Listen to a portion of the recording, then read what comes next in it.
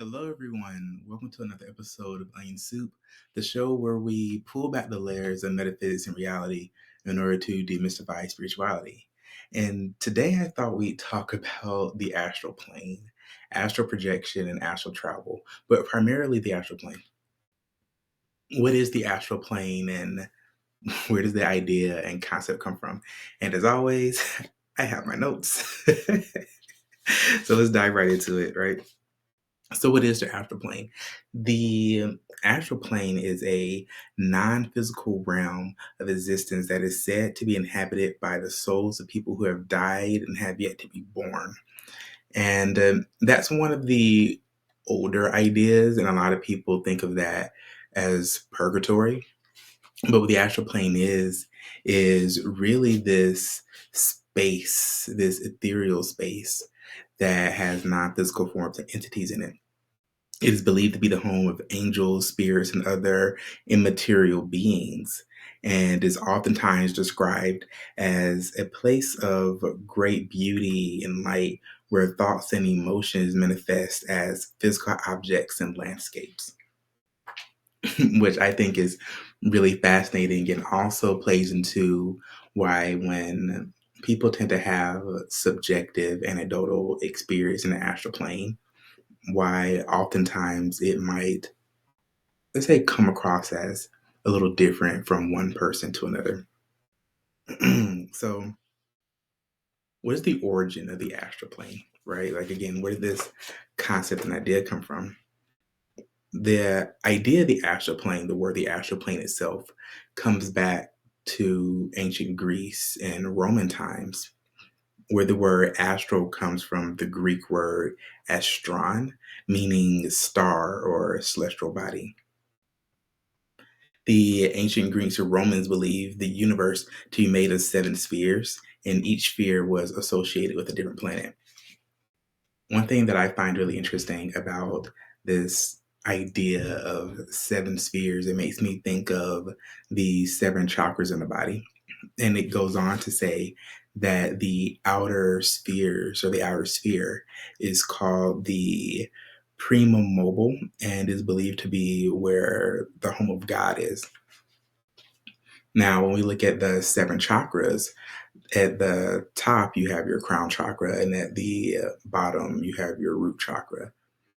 It's these two chakras that connect you to the heaven and earth, and the five chakras in the middle are the ones that kind of inhabit more of, let's say, physical reality. But again, the term astral plane itself is Greek, well, comes from Greek and Roman times, but it actually goes by other names, such as the Akashic Records. And I would also like to say with the Akashic Records, I thought this is really interesting how the Akasha is a term that refers to the astral plane in Hindu text. But more specifically, the Akashic Records is known to be a place of all knowledge and information from the past, present, and future. And this is where you can go to attain this knowledge, or I don't know if I should say attain the knowledge, because the knowledge, to become more aware of the knowledge, right? So, what are you attaining? You're not really attaining anything because we already kind of know everything. It's more so becoming aware of the knowledge that's already out there, being that everything that can and will exist does exist.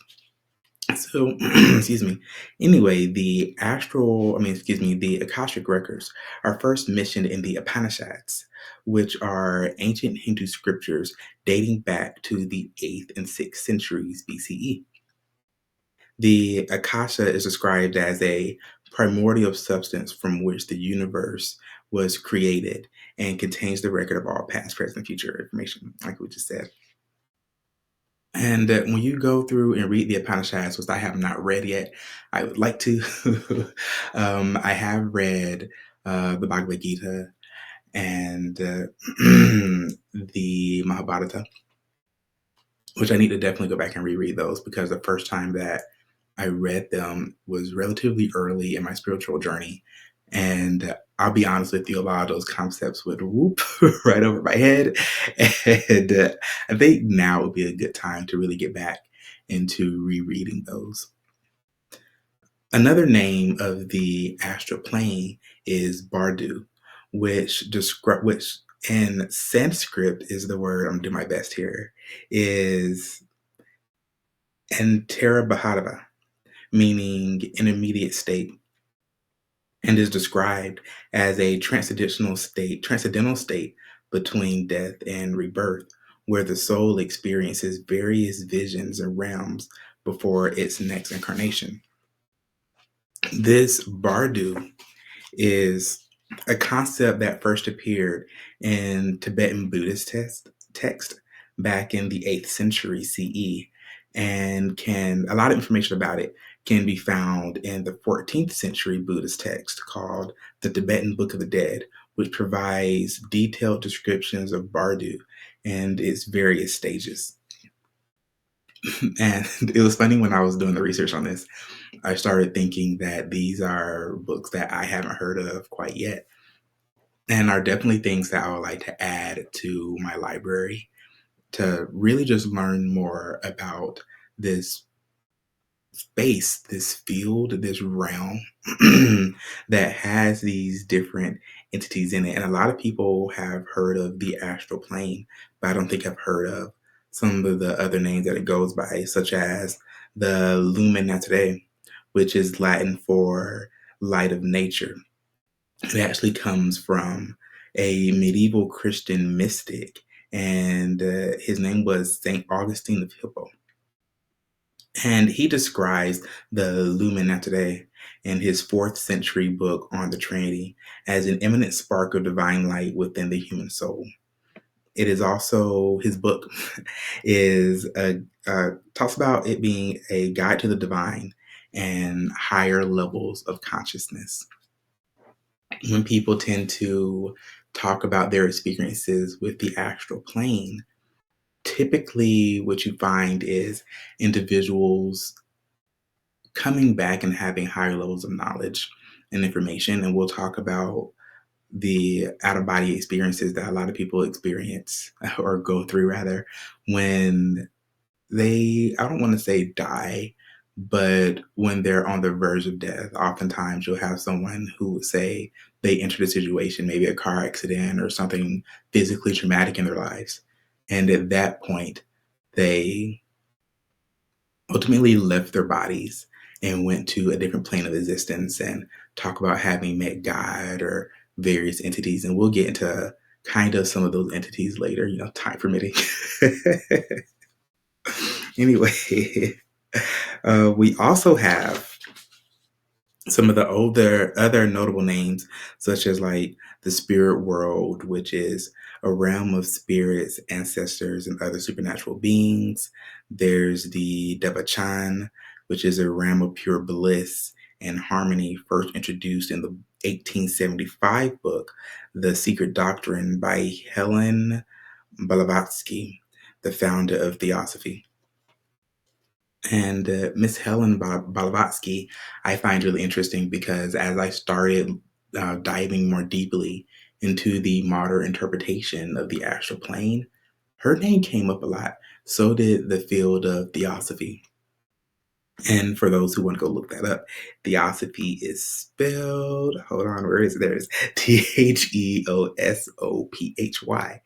And it's Helen Blavatsky, Blavatsky. And the book again was The Secret Doctrine. Don't know why I felt like I should share that, but I feel like there's someone that really wants to go through and look it up. Anyway, she really, in my opinion, pioneered a lot of the modern day interpretations of the astral field, the astral plane. And a lot of this really, again, started back with her back in the 1870s. Now, we also have what's called the Dreamtime concept, which comes from the indigenous Australian cultures, first found in the writings of the 1877 anthropologist Andrew Long. And the most common interpretation of the astral plane, excuse me, is the ethereal plane. And that has its earliest mentions in the earliest 20th century. And it talks about primarily the elemental and the natural forces that lie within this plane of existence. So let's talk about some of those forces, right?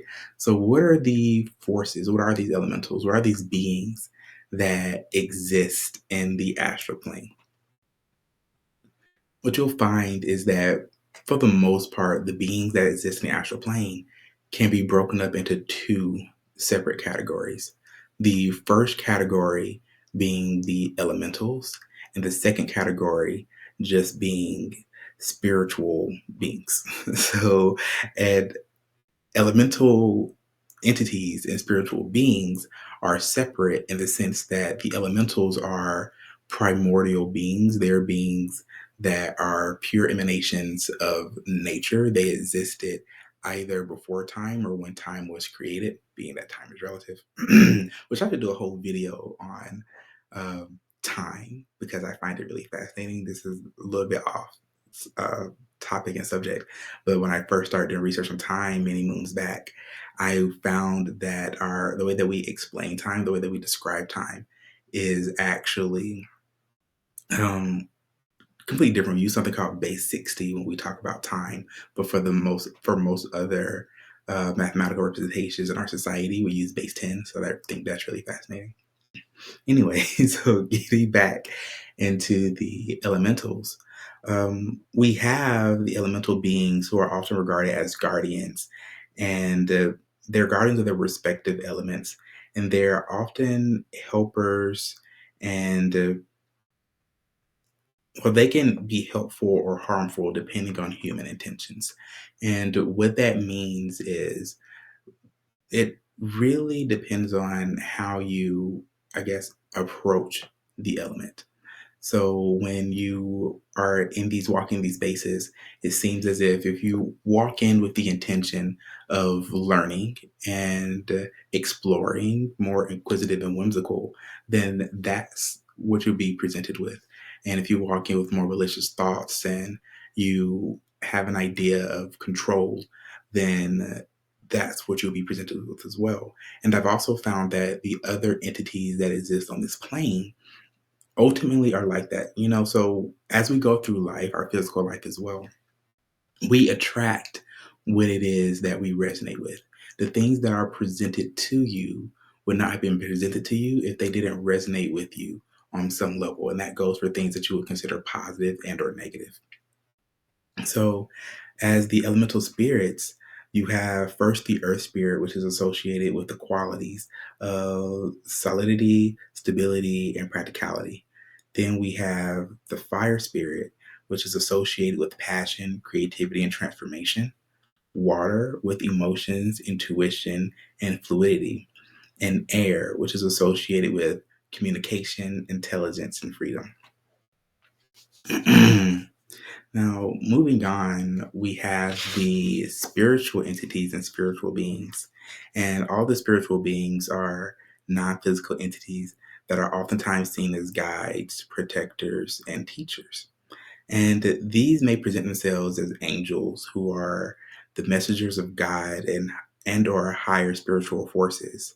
We also have the ascended masters. Ascended masters, I find this category to be the most interesting personally, because the ascended masters are individuals. I'm not even read off my notes, right?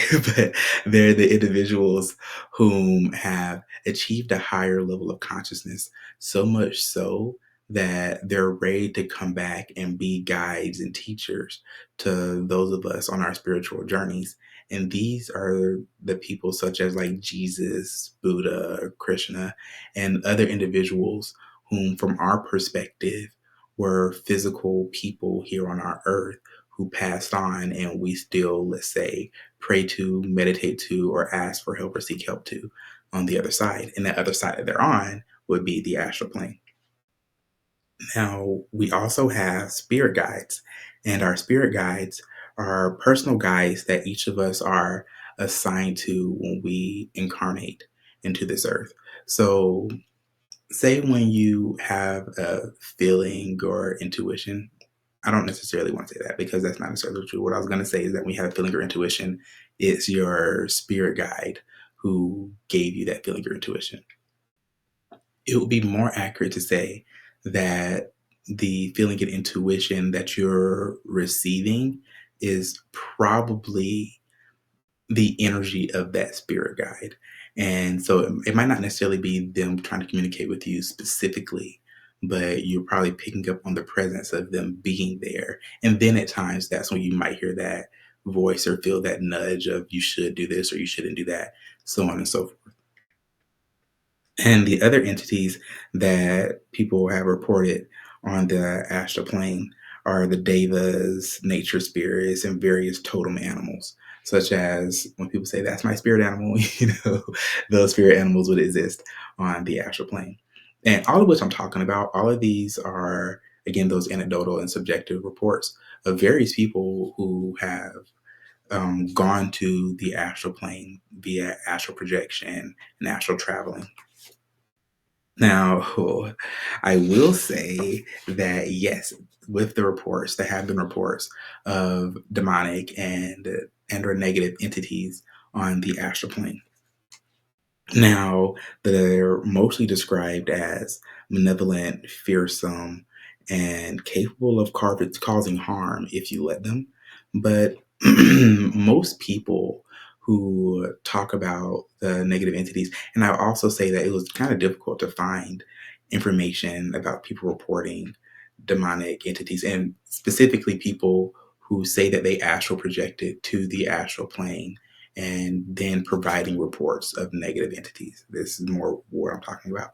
But it's kind of difficult to find people to talk who are talking about it because what they were saying is that again, when you go into the astral plane, you're greeted with what you're seeking. And a lot of times people will say, well, I'm not seeking out anything negative and I'm not seeking out anything dark or demonic. But these negative entities tend to be on that side, on that plane, physical manifestations of your negative subconscious, which is why when you start entering these practices and start trying to astral project, it's highly recommended that first you are both clean and pure within your mind, body, and spirit. So that way you don't have any negative energy that you're carrying into this realm in the first place and you're not attracting these things. Furthermore, the key word or the key note that I got from it is if you let them. So if you let them enter your space or into your field, then yes, they can bother you, but you have to give agreeance to really any entity that interacts with you, just like people in your life. You People will only disrespect you as much as you allow them to disrespect you. And once you start to put up those boundaries, it's up to you to respect your own boundaries first before somebody else can respect them. And from my understanding, that's the same way that it works on the astral plane. You have to be able to go in strong enough and say that, hey, this is what I'm looking for. This is what I want. And typically, if you made it to the astral plane in the first place, it seems as if you were looking for some exploration. You're probably going to most likely be greeted by your guides or the ascended masters or some type of positive spiritual entity that's going to help you further your journey. So, what does science, psychology, and medicine have to say about the astral plane? So, modern science, when it comes to all those fields, modern science, modern psychology, modern medicine, there's actually no real consensus on the astral plane. And that I found really interesting. And I was watching something on Neil deGrasse Tyson the other day. He was talking about he was talking about this study that was done on people who believe in religion and believe in spiritual practices. And it was saying that the more educated you are, typically, and more educated, like the more degrees you have, typically, the less likely you are to believe in religion and spirituality. And he got to where there are these individuals who are postdoctorate, things like that. And at that point, there were about 4 or 6% of those postdoctorate people who were still devout in their religion and spiritual practices. And his comment to that was, it's more interesting to think that these individuals are still deeply religious and spiritual because there's something there. These are individuals who are in the scientific field in these spaces and still have a deeply honed belief on spirituality. And from my experiences, when I do go talk to some of my more scientific friends who either have PhDs or are currently working on their PhDs or MD PhDs, oftentimes in the public setting, they don't usually talk about religion and spirituality because when you talk about religion and spirituality, it's so personal, and a lot of them do have personal opinions, but it's just difficult to study something subjective. And that's what science doesn't like about spirituality and talks about the astral plane is that there aren't any concrete mechanisms to study this idea. So when we look at science and specifically neuroscience is actually trying to find a physical connection between what we talk about consciousness and the brain. And that was something that I actually spoke on in a different video where I delve a little bit more deeply into consciousness. Now, from a psychological perspective, psychology says that ideas of the astral plane and astral projection are mostly related to vivid dreams, hallucinations, and altered states of consciousness. And I find specifically the idea of, well, really, altered states of consciousness, but vivid dreams and hallucinations are altered states of consciousness. So I thought it was really interesting when that part came up. Because when you're having a vivid dream, for me personally, my dreams get so vivid that I have what I call full sensory detail in my dreams. And what that means for me is that I've gone up to restaurants or bakeries and I've had conversations with the owner or the person behind the counter at these bakeries. And these are in my dreams. And they'll usually pass me something, give me a food or something, and I can taste every little bit of that. And everything always tastes more pronounced. I can also feel the wind on my skin and I can smell the air, and it's just really interesting. I've always had really, really interesting dreams. So, one thing that I found the most interesting about the research in this were actually the military applications. So, mind you, officially in the scientific, medicinal, and psychological fields, there's no consensus on the astral plane. However, clearly there are military applications because every major military government or military system in the world has done some type of research on psychic warfare and what's called remote viewing. Now, when we look at the different aspects of the astral plane, there are two things that you can do there. For one, there's the healing application, and there's the um, travel, the exploration. So when most people go to the astral plane, they're there for a form of healing. They're there for exploration, they're for knowledge. But the other side of that is you can actually do spy work, and this spy work utilizes a technique called remote viewing. Now, in remote viewing, it's where you separate your consciousness from your body and you put your consciousness and your awareness literally anywhere else in the world in order to view what someone else is doing. And this is spy work. So, for example, in the United States, we have what was called the Stargate Project, and this occurred during 1972 to 1995. The United Kingdom, Project Grill Flame from the 1960s to 1980s. The Soviet Union has Cosmos Project. France has Project Astral in the 1980s. You have Canada with Project Aquarius in the 70s and 80s. You have Germany with, I'm not going to butcher that name, in the 1980s. You have China with Project 3701, Japan with Remote Viewing Unit, and there are plenty of others that I came up with, that I found rather, but these are the ones who have been all declassified, and you're actually able to go through and research a lot of this. A lot of the information was redacted, but you can find some of the information, especially the ones about the United States, on the CIA.gov website. Very fascinating stuff.